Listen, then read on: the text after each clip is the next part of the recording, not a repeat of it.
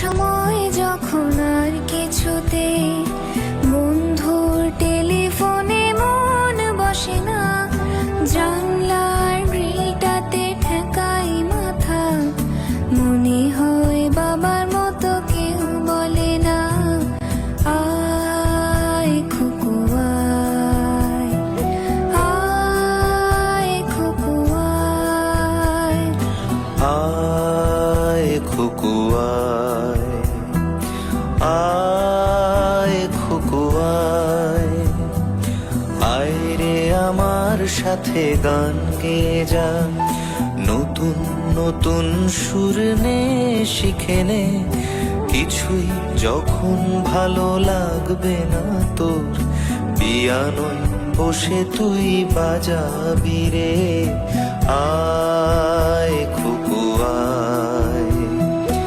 আয় খুকু আয়।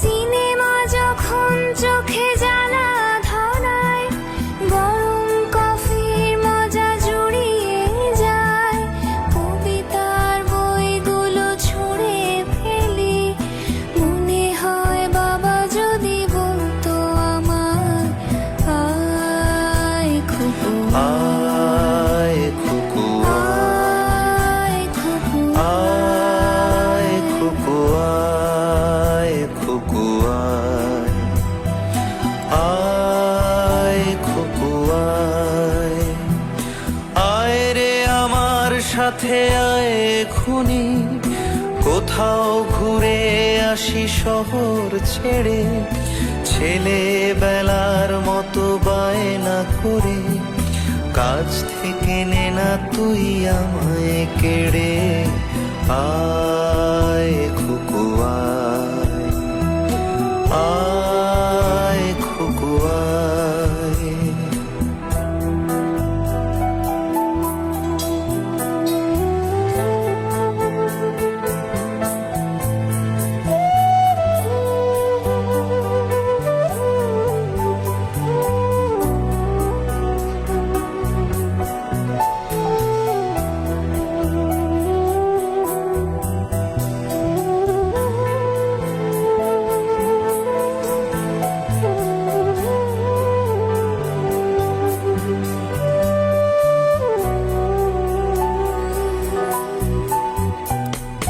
দোকানে যখন আসি সাজবো বলে, খোঁপাটা বেঁধে নি ঠান্ডা হাওয়ায়, আর শীতে যখন এই চোখ পড়ে যায়, মনে হয় বাবা যেন বলছে আমার, আয় খুকু আয়, আয় খুকু আয়, আয় খুকু আয়, আয় খুকু আয়, আয় রে আমার সাথে আয় মামনি, সবার আগে আমি দেখি তোকে, দেখি কেমন খোপা বেঁধেছিস তুই, কেমন কাজল দিলি কালো চোখে, আয় খুকু আয়,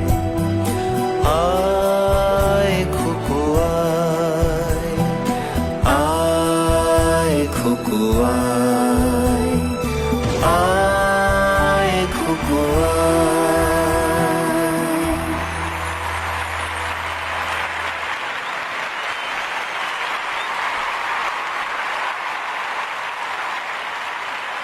গানটা এমন একটা পরিবেশ সৃষ্টি করেছে, ওদের দুজনের গাওয়াটাও এত সুন্দর হয়েছে, আর বোনও খুব ভালো গেয়েছো, খুব সুন্দর গলা তোমার, খুব ভালো গেয়েছো।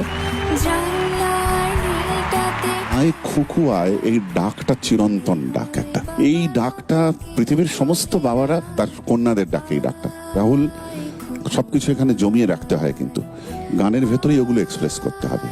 হ্যাঁ, খুব ভালো, গড ব্লেস ইউ। আর খুব ভালো গেয়েছে প্রজ্ঞা, খুব ভালো গেয়েছে।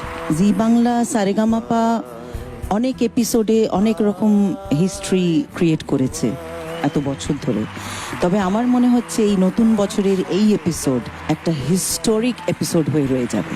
এটা কিন্তু দুবার ক্রিয়েট করা যাবে না। শিখে নে কিছু যখন ভালো লাগবে না তো। I salute Zee Bangla Saregamapa.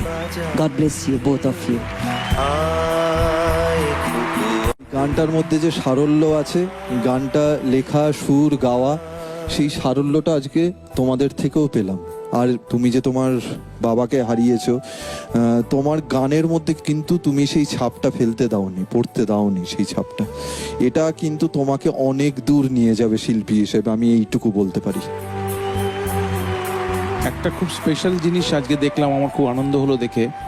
বেশ কিছুদিন আগে আমার এক কাজিন ব্রাদার, সে আমাদের ছেড়ে চলে গেছিল। তারপরে বেশ কিছু অনুষ্ঠানে আমি গান গাইতে পারতাম না, মানে ও আমার খুব ক্লোজ ছিল। স্টেজের মধ্যে বহুবার আমি কেঁদে ফেলে চলে গেছি, আবার ব্যাক করেছি, এরকম হয়েছে।